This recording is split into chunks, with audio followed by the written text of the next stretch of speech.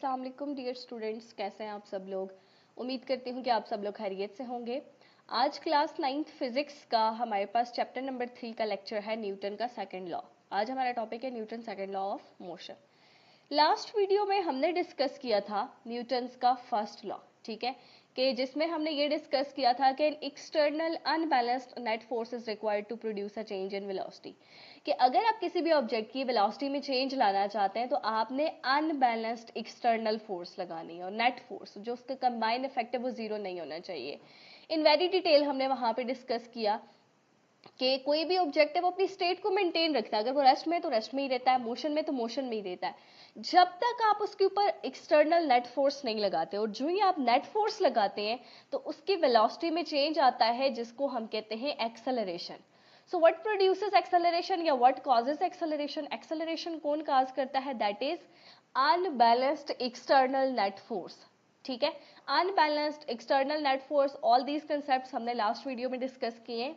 जिन लोगों ने उस वीडियो को वॉच नहीं किया, पहले आप लोग मस्ट उस वीडियो को वॉच करें, ठीक है। लेकिन ये बात अब कौन बताएगा? न्यूटन फर्स्ट लॉ ने तो ये बता दिया कि आप जब एक्सटर्नल नेट फोर्स लगाओगे चेंज इन वेलोसिटी आ जाएगा, एक्सेलरेशन प्रोड्यूस हो जाएगी। अब कितनी एक्सेलरेशन प्रोड्यूस होगी ये हमें कौन बताएगा? ये हमें बताएगा न्यूटन सेकंड लॉ, ठीक है।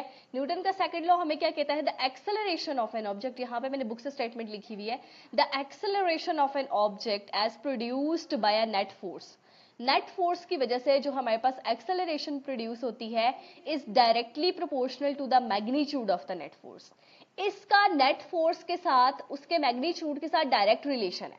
कि फॉर एग्जांपल यहां पे हमारे पास 10 kg का मेस है और एक इधर भी 10 kg का मेस है। इस वाले मेस के ऊपर आप फोर्स लगाएं 50 न्यूटन की और यहां पे आप फोर्स लगाएं 100 न्यूटन की, ठीक है। अब जब आप कम फोर्स लगाएंगे तो इसकी वेलोसिटी में चेंज क्या आएगा? कम आएगा, ठीक है। ये कम स्पीड से मूव करेगा, इसकी स्पीड क्या होगी? कम होगी। स्पीड इसकी क्या होगी? लेस। सो एक्सेलरेशन भी क्या होगी? लेस। यहां पे इसकी स्पीड क्या होगी? मोर। सो इसकी एक्सेलरेशन भी क्या हो जाएगी? मोर, ज्यादा हो जाएगी इसकी एक्सेलरेशन। क्यों? क्योंकि आपने इसके ऊपर लगाई ज्यादा फोर्स। कि एक चीज को इंक्रीज करने से अगर दूसरी चीज ऑटोमेटिकली इंक्रीज करे तो उसको हम कहते हैं डायरेक्ट रिलेशन।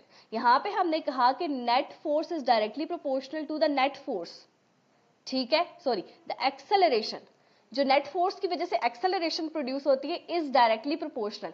इसका ये मतलब है, डायरेक्ट रिलेशन को हम हमेशा यूं लिखते हैं, ये मैंने लिखा है, A is directly proportional to F, कि जो ही आपने फोर्स को बढ़ाया एक्सेलरेशन खुद ब खुद बढ़ गई, ठीक है। जो ही आपने फोर्स को बढ़ाया एक्सेलरेशन खुद ब खुद बढ़ गई। ये होता है हमारे पास डायरेक्ट रिलेशन। दूसरी चीज ये कहता है इन द सेम डायरेक्शन, जिस डायरेक्शन में आपने फोर्स लगाई है ऑब्जेक्ट के लिए जरूरी है कि वो उसी डायरेक्शन में मूव करे, and inversely proportional to the mass of an object, ठीक है। अब आप क्या करें? फोर्स सेम लगाएं। फॉर एग्जाम्पल आप 50 न्यूटन की फोर्स लगाएं, लेकिन एक साइड आपके पास 20 kg का मेस है और एक साइड आपके पास 50 kg का मेस है, ठीक है। अब जिसका मेस कम है उसकी स्पीड क्या होगी? ज्यादा होगी, ठीक है, और उसकी एक्सेलरेशन भी क्या होगी? ज्यादा। अब जिसका मेस ज्यादा है उसकी स्पीड क्या होगी? कम, और उसकी एक्सेलरेशन भी क्या होगी हमारे पास यहाँ पे? कम होगी। यहाँ पे आप इसको वॉच भी कर सकते हैं कि ये हमारे पास 2 फुटबॉल्स हैं। यहाँ पे एक फुटबॉल के ऊपर मैंने ज्यादा फोर्स सेम लगाई है, एक फुटबॉल छोटा है और एक बड़ा है। अब जो बड़ा वाला है वो स्लोली मूव कर रहा है, उसकी स्पीड कम है, और जो छोटा वाला है वो ज्यादा स्पीड से मूव कर रहा है। इसका मतलब जब आपके पास मास कम है एक्सेलरेशन ज्यादा है, जब मास ज्यादा है एक्सेलरेशन कम है। इनका आपस में इनवर्स रिलेशन है। इनवर्स रिलेशन कब होता है? कि एक चीज को इंक्रीज करें दूसरी ऑटोमेटिकली डिक्रीज हो जाए, एक को बढ़ाने से दूसरी कम हो जाए, that is what we have inverse relation. और इनवर्स रिलेशन शो करने के लिए हम इसको लिखते हैं डिनोमिनेटर में हमेशा, ठीक है। जैसे यूं लिखेंगे हम, A इज इनवर्सली प्रोपोर्शनल, और ये प्रोपोर्शनैलिटी का ये साइन होता है, ठीक है। A is directly proportional to F, force के साथ इसका डायरेक्ट रिलेशन है तो मैंने इसको नंबरेटर में लिखा, मास के साथ इसका इनवर्स रिलेशन है तो मैंने इसको डिनोमिनेटर में लिखा। अब इन दोनों को हम कंबाइन करें इक्वेशंस को, क्योंकि इस साइड सेम है, तो ये क्या हो जाएगी? A is proportional to F by M। यहां से हमने निकालना है फोर्स, तो मेस को मेस साइड लेके आ जाऊंगी, MA is directly proportional to F। जब भी हमारे पास प्रोपोर्शनैलिटी साइन रखता है तो हमारे पास दो चीजें आती हैं, that is equal and constant. इस केस में हमारे पास कांस्टेंट 1 होता है तो हमारे पास फाइनल रिलेशन ये आ जाता है, M A is equals to F, या आप इसको लिख सकते हैं F is equals to M A.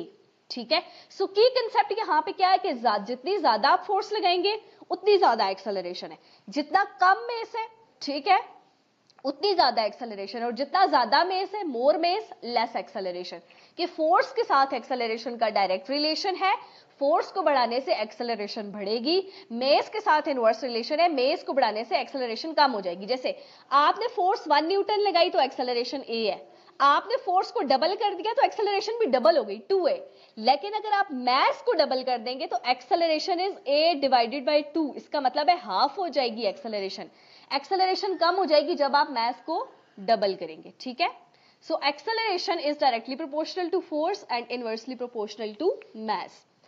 अब हमारे पास जो फोर्स है, यहां पे हमारे पास 3 टर्मिनोलॉजीज है, F equals to M A. अब जो फोर्स है इसकी यूनिट होती है न्यूटन, मास की यूनिट होती है केजीज, और एक्सेलरेशन की मीटर पर सेकंड स्क्वायर। ये हम प्रीवियस लेक्चर्स में और सारी चीजें डिस्कस कर चुके हैं। ठीक है, अब आपके पास फोर्स 1 न्यूटन कब होगी, जब आप 1 kg मेस में 1 मीटर पर सेकंड स्क्वायर की एक्सेलरेशन प्रोड्यूस करेंगे तो आपके पास फोर्स आएगी 1 न्यूटन। ठीक है, इसको अंडरस्टैंड करने के लिए यहाँ पे हमारे पास एक एग्जांपल है, इसको यहाँ पे डिस्कस करते हैं। If a force of 3000 Newton is applied by the same engine, इसका ये मतलब है कि फोर्स दोनों ऑब्जेक्ट पे सेम रहेगी, दैट इज 3000 न्यूटन। एक साइड हमारे पास बस है, एक साइड हमारे पास क्या है, कार है। अब जो बस का मेस है वो क्या है, 12,000 kgs है, और कार का मेस है हमारे पास 1200 kgs। अब किस में एक्सेलरेशन ज्यादा है, आपने बस की भी एक्सेलरेशन फाइंड करनी है, कार की भी एक्सेलरेशन फाइंड करनी है। अब आप देखें यहां से आपको ये क्लियर होगा कि एक्सेलरेशन और मास का क्या फर्क है, क्योंकि फोर्स तो सेम लग रही है। यहां हमारे पास मास वेरी हो रहा है, एक का 12,000 है और एक का 1200 है। ठीक है, यहां पे आपको पता है फॉर्मूला होता है F is equals to M A. जब हमने A फाइंड करना है तो मेस यहाँ मल्टीप्लाई हो रहा है, इस साइड आके डिवाइड हो जाएगा, F by M is equals to A. यहां पे भी F by M equals to ए।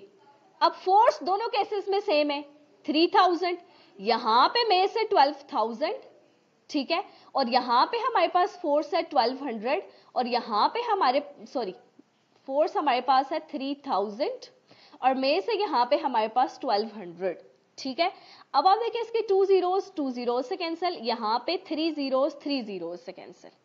ठीक है, यहां पे मेरे पास बचा है 3/12 और यहां पे मेरे पास बचा है 30/12। ठीक है, तो अगर आप इसको यहां पे डिवाइड कर ले रेंडमली, सो 0.30, 12 2s आर 24, आगे ना भी जाए तो आपके पास एक्सेलरेशन आ गई तकरीबन 0.2 मीटर्स पर सेकेंड स्क्वायर। यहां पे आप इसको डिवाइड करें 30, 12 2s आर 24, ये डायरेक्टली था, तो यहां पे हमारे पास 6 बचा, आगे हम नहीं जाते, तो हमारे पास आ गई 2 मीटर्स पर सेकेंड स्क्वायर की एक्सेलरेशन। यहां पे 0.2 है बस के केस में, जब उसका मेस 12,000 kgs है, और जब कार का मेस 1200 kgs है तो वहां पे 2 मीटर पर second square. We have a very huge difference कि बस के केस में एक्सेलरेशन 1 पे भी नहीं पहुंची, 1 से भी बहुत छोटी है, और कार के केस में 2 मीटर पर सेकेंड स्क्वायर की है। ठीक है, सो कंक्लूजन हमारे पास ये है कि अगर आपके पास फोर्स सेम है, अगर आप फोर्स को कांस्टेंट रखते हो जैसे इस एग्जांपल में, और मास को वेरी करते हो, मास को चेंज करते हो, तो ज्यादा मास से कम एक्सेलरेशन और कम मास से ज्यादा एक्सेलरेशन प्रोड्यूस होगी। इसी तरह से अगर आप मास को सेम रख लें, ठीक है, फॉर एग्जांपल यहां पे हम एक कर लेते हैं कि मेरे पास है मास 10 kgs, ठीक है, और एक साइड पे मैं यहां पे फोर्स लगाती हूं, एक के ऊपर लगाती हूं 10 न्यूटन की, और दूसरे के ऊपर लगाती हूं, दूसरी फोर्स लगाती हूं 20 न्यूटन की। एक बंदा इस मेस पे 10 न्यूटन की फोर्स लगाता है, दूसरा बंदा 20 न्यूटन की फोर्स लगाता है। अब मैन 1 एंड मैन 2, अब फर्स्ट मैन के लिए हमारे पास क्या हो जाएगी, F is equals to M A, हमने निकालनी है एक्सेलरेशन, तो वो क्या हो जाएगी, F by M is equals to A, यहां पे भी F by M is equals to A. ये मैन 1 है और ये मैन 2 है। अब जो मैन 1 है उसने फोर्स लगाई है 10 न्यूटन की, और उस मेस भी 10 था, तो 10 बाय 10 1, तो हमारे पास एक्सेलरेशन प्रोड्यूस हुई 1 मीटर पर सेकेंड स्क्वायर की। यहां पे फोर्स लगी 20, मेस था 10, 10 2s are 20, so 2 मीटर पर सेकेंड स्क्वायर। आप देखें सेम मेज के ऊपर जब फोर्स 10 न्यूटन थी तो 1 मीटर पर सेकेंड स्क्वायर की एक्सेलरेशन, जब आपने फोर्स को डबल किया 20 न्यूटन किया तो आपके पास एक्सेलरेशन भी डबल होके 2 हो गई। सो कंक्लूजन इज कि जब आपके पास फोर्स ज्यादा लगाएंगे सेम मेज के ऊपर, जब आपने फोर्स का रिलेशन देखना है तो मेज को कांस्टेंट रखना है, सेम मेज के ऊपर फोर्स को इंक्रीज करने से एक्सेलरेशन इंक्रीज होगी। इसी तरह से फोर्स को कांस्टेंट रखते हुए मेज को इंक्रीज करने से एक्सेलरेशन कम हो जाएगी। So we have a direct relation between force and acceleration and inverse relation between acceleration and mass. I hope कि ये क्लियर हो गया होगा। स्टिल कोई क्वेश्चन हो तो आप कमेंट बॉक्स में पूछ सकते हैं। Thank you. Allah Hafiz.